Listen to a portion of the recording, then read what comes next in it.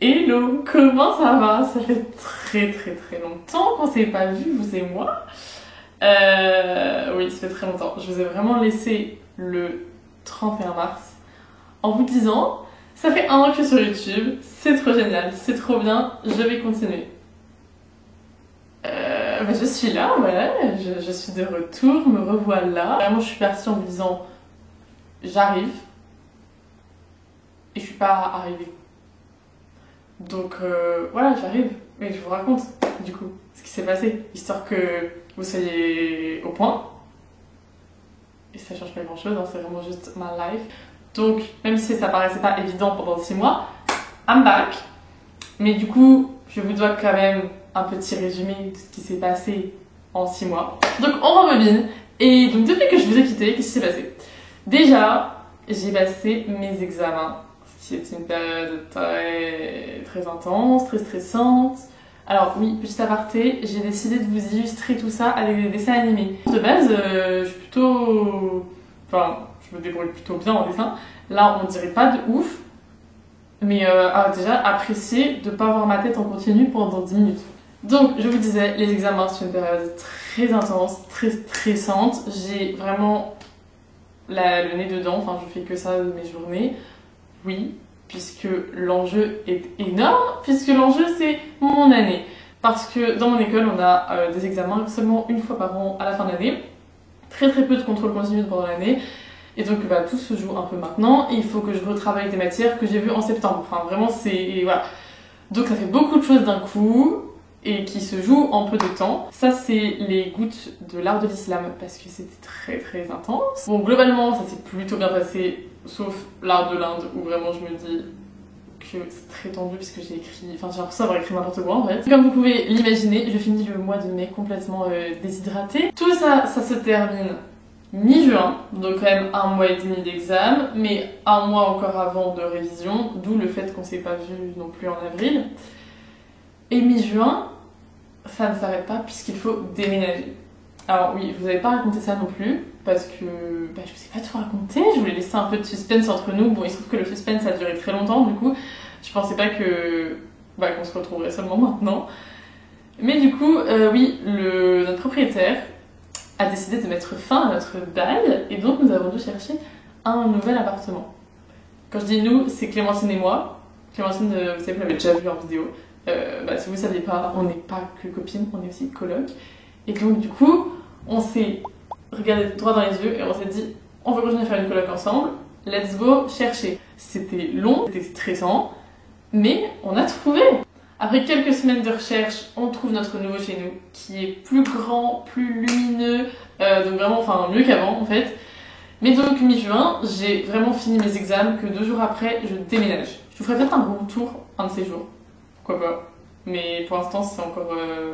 c'est pas fini, quoi. Comme vous pouvez voir derrière moi, vraiment, c'est en cours. Ça va arriver bientôt, mais pour l'instant, il y a encore beaucoup de murs blancs. Et donc, pour en revenir là où on en était, les gouttes continuent de couler, en fait, parce que je bouge, j'organise, je porte, et je finis, je suis déshydratée, vraiment un raisin sec. C'était très exciting, mais en même temps très énergivore. Évidemment, et en plus je passais d'un meublé à un non-meublé. Donc globalement, au début ma chambre ressemblait à ça. Donc autant vous dire qu'avant les examens, j'avais quelques idées d'aménagement, mais après les examens, le fait que je sois vraiment ridée de partout, deshydrated, je sais pas si on le dit comme ça, mais en tout cas à ce moment-là, c'est moins clair quoi. Ma chambre est vide et j'ai plus d'énergie. Donc à ce moment-là, je me dis que c'est pas grave, que j'ai l'été pour m'en occuper, tout ça. Et en fait, pas vraiment. C'est pas aussi simple parce que en fait, je me retrouve quand même à aller boire des verres avec mes copines en terrasse parce qu'on a enfin terminé les examens. Et puis mes copines elles rentrent ou elles s'en vont ou bref, elles vont faire leur vie. Et moi, je me retrouve à pas avoir envie de rentrer chez moi parce que c'est blanc et c'est vide et que je me sens pas chez moi en fait. Et donc globalement le gros est passé et donc je reprends une vie un peu plus calme. Je deviens on peut dire un raisin vert finalement, je suis un petit peu plus hydratée Et en fait, je crois que je fais semblant que ça va, et du coup, ça marche un peu. Petit à petit, je réussis à me remotiver pour meubler ma nouvelle chambre, et je me dis qu'il me faut une table de chevet. Et alors, j'ai une idée bien précise de la table de chevet que je veux. Je veux qu'elle soit en bois, couleur bois, et dans un style Louis XV ou Louis XVI. Je sais que ça plaît pas à tout le monde, mais bon, faut se rappeler quand même que je fais l'histoire de l'art, spécialité grande demeure du XVIe au XVIIIe siècle. Donc voilà, je pense qu'il y a une petite déformation professionnelle à un endroit. Et voilà quoi, donc je cherche, et je trouve l'élu de mon cœur. Bon, alors elle est sûrement pas d'époque, hein, elle est sûrement seulement d'inspiration Louis XV et faite probablement au 19e ou même au 20e siècle. Elle a pas de marbre, voilà. Mais je l'aime. Elle est belle, elle est fine, elle est... Bref. Voilà quoi. Ni une ni deux, je me retrouve au fin fond de l'Île-de-France pour trouver cette petite beauté. Les propriétaires ne savent pas vraiment d'où elle vient, mais ils me disent qu'elle se trouve dans leur famille depuis au moins 100 ans. Donc bon, c'est déjà ça. C'est quand même un meuble qui a vécu, qui a eu une petite vie quoi. Après 2 heures de RER avec ma table de nuit et globalement tous les gens qui se demandent ce que ça fait ici, j'arrive enfin chez moi. Clémentine vient me voir, elle vient l'admirer et bon globalement elle comprend pas trop ma fascination, mais globalement elle me dit que ça me ressemble, ça me suffit. Et me voilà donc, un petit raisin vert de juin qui réapprend à vivre finalement après la déshydratation. Mais évidemment, c'est de courte durée puisque quelqu'un vient toquer à ma porte. C'est les résultats des examens. Vous vous en doutez, il n'en faut pas plus pour que toute l'eau de mon corps me quitte. Bien sûr, la page des résultats ne charge pas. Vraiment à ce moment-là, si tu voulais m'essorer là, comme un torchon, il n'y avait pas d'eau qui sortait. Finalement, les résultats tombent et je suis admise. Même en art de l'Inde, c'est passé. Donc je redeviens le petit raisin vert que j'étais. Quelques jours plus tard, je pars enfin en vacances. Je vais à la montagne avec la famille de mon copain, ça se passe bien. On est au calme, c'est des paysans, ça se passe un peu trop bien. Évidemment, c'est à ce moment-là que les problèmes reviennent. Puisque au retour pour Paris, Adrien et moi on se retrouve dans un train. On doit prendre ce petit train avant de prendre le grand TGV qui rentre à Paris. Et donc on a 1 heure de train prévue, et moi ça me suffit pour que je fasse une petite sieste sur son épaule, tu vois. Et juste avant de m'endormir, j'avais mis mon téléphone sur la petite tablette devant moi. Au bout d'une demi-heure, le train s'arrête et nous dit qu'il y a des travaux. Il nous demande de prendre un bus pour arriver à la gare, enfin à destination quoi, là où on allait pouvoir prendre le TGV. Dans la panique, je me réveille comme ça en cata, et vous le voyez venir. Évidemment, j'oublie mon téléphone. On arrive donc sur le quai du TGV et c'est à ce moment-là qu'on réalise, donc forcément c'est la panique et c'est trop tard. Et globalement, perdre mon tel, c'est la pire chose qui puisse m'arriver. Déjà parce que j'ai pas sauvegardé mes données, évidemment, et puis parce que je peux pas vivre sans en fait, tout simplement. Pour le premier problème, les choses s'arrangent finalement puisque le chauffeur du petit train où on était trouve mon téléphone et donc finalement on trouve un moyen pour que je puisse le recevoir chez moi.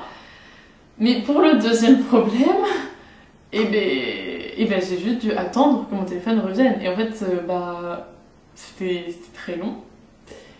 Et pour quelqu'un qui n'a pas l'habitude de ne pas avoir son téléphone, c'était dur. J'ai passé 3 semaines sans téléphone, les gars. Je sais pas si vous vous rendez compte, mais 3 semaines c'est énorme. Mon ordi a fini par me lâcher aussi. Donc voilà, ça vous explique une fois de plus pourquoi je n'ai pas fait mes vidéos. Je veux dire, j'ai pas de tel, j'ai pas d'ordi. C'est un peu limité quoi.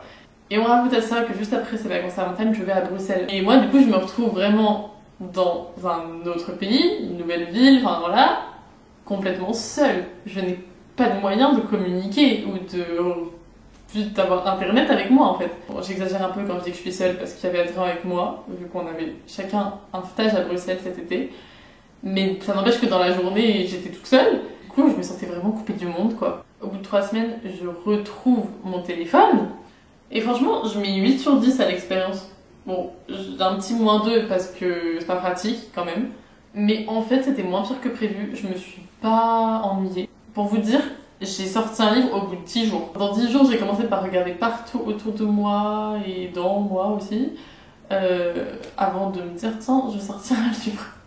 Je crois qu'à ce moment-là, et j'étais un raisin violet. Oui, je vous dis un raisin vert, un raisin violet, parce que je vois pas pourquoi on appelle ça du raisin blanc et du raisin noir en fait. C'est vraiment violet et vert, donc on va rester là-dessus s'il vous plaît. Je crois que c'était le meilleur moment de mon été, parce que j'étais comme dans une bulle en fait, qui n'a rien à voir avec ma vie quotidienne. J'étais dans une autre ville, j'étais avec mon copain et avec un travail, donc vraiment l'inverse de ce que je fais au quotidien. Et puis bon, bah, j'ai retrouvé mon téléphone évidemment, et petit à petit la bulle s'efface. La vie revient et ses aléas aussi, et je passe du vert au violet et du violet au vert. À l'heure où je vous tourne cette vidéo, j'ai fait ma rentrée, je suis contente de retrouver ma vie parisienne et tout ce qui la compose, et notamment mes vidéos YouTube qui m'ont quand même beaucoup manqué. J'ai hâte de vous sortir de nouvelles vidéos, j'ai plein d'idées dans la tête, plein de nouveaux projets, trop cool. Donc j'espère que vous serez au rendez-vous pour me suivre là-dedans. Et puis j'espère que vous avez passé vous aussi un bon été. On se retrouve très bientôt, je vous fais des bisous. PS, ma chambre est un peu moins vide parce que j'ai trouvé une deuxième pépite.